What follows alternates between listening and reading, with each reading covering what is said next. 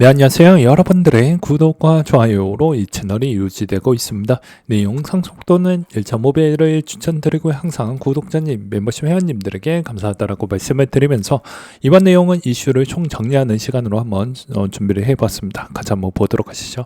이번에 트럼프의 관세 부분에 미치는 영향으로 지수에 따른 눌림 현상이 좀 많이 나왔습니다. 그래서 실질적으로 관세의 발효 시점은 4월 1일 이후부터 나오게 될 거다라고 하는데, 대부분 국가들의 이제 10% 추가 관세가 20%대까지 올라갔다라는 부분에 따른 이슈가 있었고요.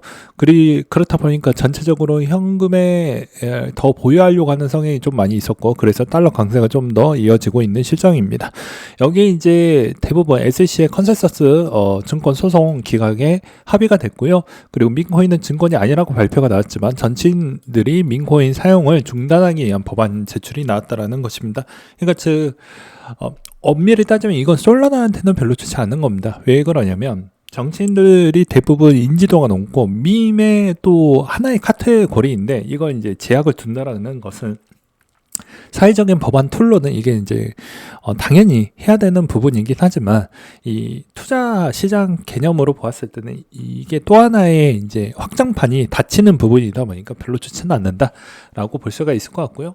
이번에 이제 메인 이슈 중에 하나는 이 블랙록의 1,500억 달러 포트폴리오에 비트코인 ETF가 추가됐다는 것입니다.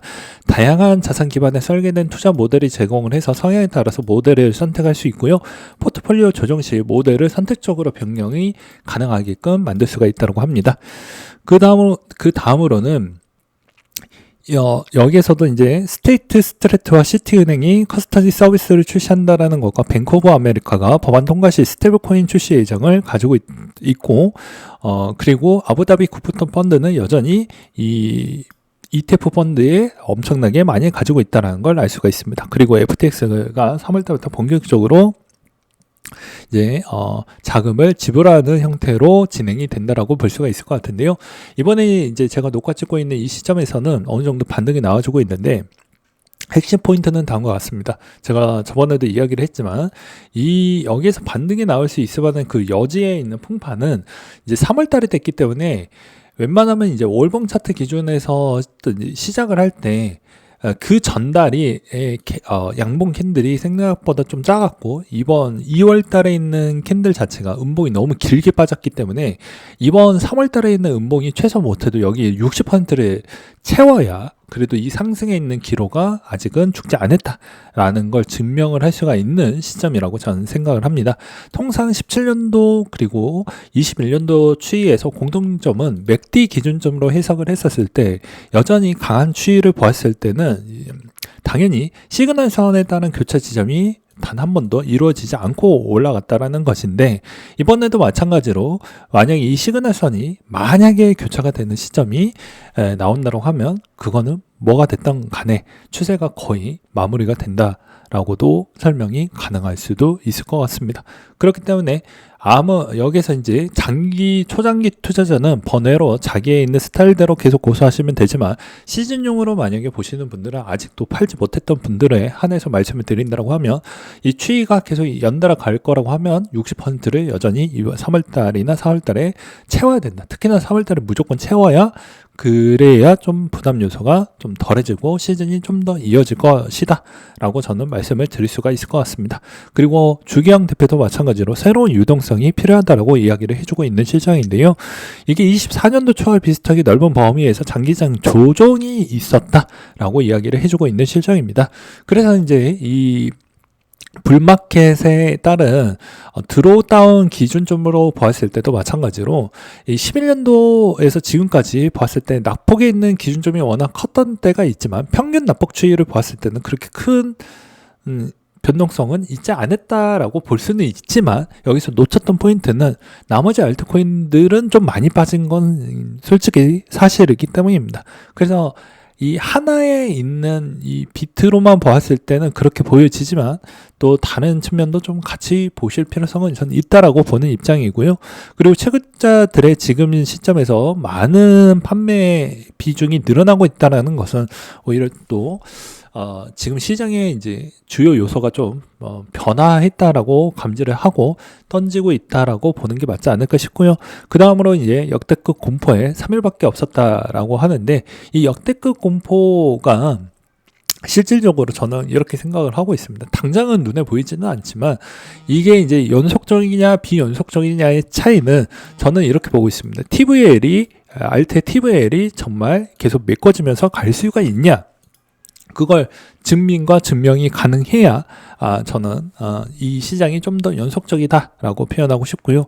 그 다음에 이제 마이클 셀러 형님이 야, 지금 시점에서도 좀 어찌 보면 신장을 팔아도 되지만 비트코인은 좀 팔지 마라 라고 또 엄포를 내리기도 했습니다.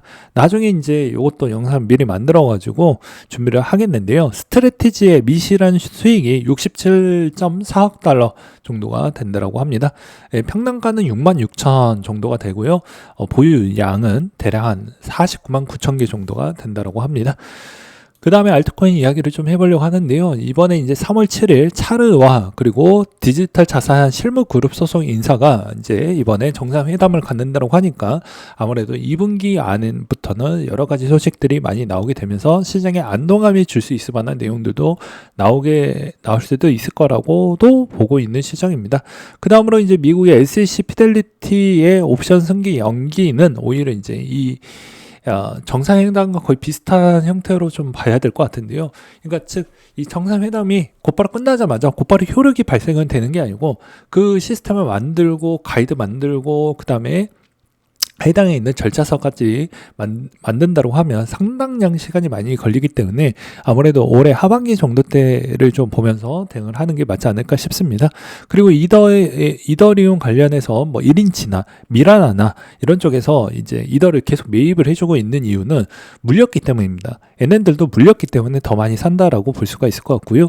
그 다음에 이제 트럼프 쪽에서 메타버스 NFT 거래 플랫폼 출시를 위해서 3편권을 출연을 했다라는 측면도 볼 수가 있을 것 같습니다. 그 다음으로 이제 솔라나 기반을 좀 봐야 될 것 같은데요. 솔라나의 민코인 발행량이 급감을 했습니다. 12월 이후 최저점까지를 보여주고 있는데요. 이거는 이제 민코인 부분에 따른 좀 인기도가 이번에 반등과 전환 시점으로 만약에 보여준다고 하면 민코인이 다시 한번 올라와야 되는 부분이 되는데 과연 무엇으로 올릴 것이냐가 저는 매우 궁금하다고 볼 수가 있을 것 같고요. 3월 17일 기준점으로 선물 출시를 앞당기고 있습니다. 근데 우리는 CME 선물 출시를 17년도 때도 느껴보았고 21년도 때도 거의 유사하게 느껴보았지만 선물 출시 이전에는 오르지언정 선물 출시 이후부터는 상당히 많은 약세를 보여주었던 측면이 있었던 과거 사례가 있었기 때문에 잘 대응하시길 바라겠고요. 이번에 이제 옵션 시장 부분에 따른 파생상품 트레이더 고든 씨가 이번에 대부분 해지형 옵션으로 좀 쓰고 있다라는 내용을 좀 볼 수가 있게 되겠습니다. 이제 종합적으로 보게 되면 이 시점에서 4월달과 4월달의 이제 분위기 패턴이 전환을 주려고 하면 그 전날 2월 달에 빠졌던 부분에 60%를 좀 메꿔 나가는 형태가 나와야 되는데 과연 그렇게 나올 수가 있을 것이냐가 저는 매우 궁금하다라고 보는 입장이고요. 여기에서 만약에 그리고 TVL도 여전히 잘 채워지면서 갈 수가 있을 것이냐가 정말 중요한 부분이라고 생각이 듭니다. 근데 여기에서 3, 4월 달에 만약에 2월 달 부분만큼을 다 채워지고 못 간다라고 하면 요거부터는 좀 다른 형태로 봐야 되지 않을까. 오히려 더 이제 시즌 아웃에 더 가까워지고 있는 거 아니겠냐라고 보는 게 맞지 않을까라고 생각이 듭니다. 다 사람마다 생각하는 면과 그리고 시점이 다 제각각 다르고 정보가 다 어떻게 보면 보편적으로 그리고 되게 정보의 개체가 되게 일반화적으로 다 동일시하게 제공이 되는 게 아니다 보니까 다 생각에 있는 격차가 다소 차이점이 있다라고 보여집니다. 그리고 내가 어느 시간대에 이 정보와 자료를 받느냐에 따라서도 생각하는 시점과 이점이 또 달라지겠죠. 그래서 이 시점에서는 저는 이렇게 좀 보고 있습니다.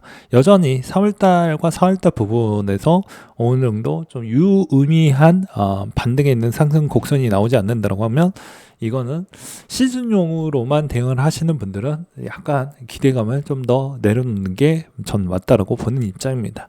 그리고 또 엄밀히 따지면 초장기 투자자는 자기에 있는 소신을 그대로 하면서 가져가는 게 전 맞다라고 보는 입장입니다. 왜냐? 시즌은 말 그대로 시즌이 끝나는 거와 시즌이 끝나지 않았던 부분에 대해서에 따라서 시즌용 때마다 수익성을 챙겨가려고 하는 형태로 가져가는 전략이고요. 초장기 투자는 말 그대로 내가 은퇴하기 전때까지는 이 자산으로 최대한 수익률을 끄집어내는 전략으로 또 보기 때문에 그게 다르다라고 볼 수가 있습니다. 근데 대부분 이 자산은 생각보다 변동성이 워낙 큰 자산이다 보니까 시즌 연 때마다 잘라내는 형태가 제일 좋다라는 걸 말씀을 드릴 수가 있을 것 같습니다.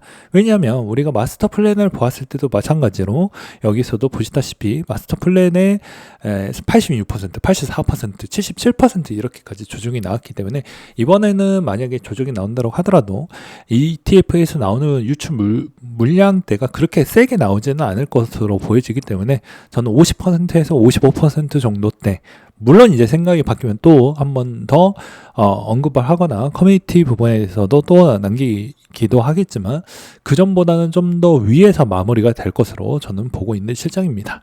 네, 아무튼 잘 참고하시고 성투하시길 바라겠습니다.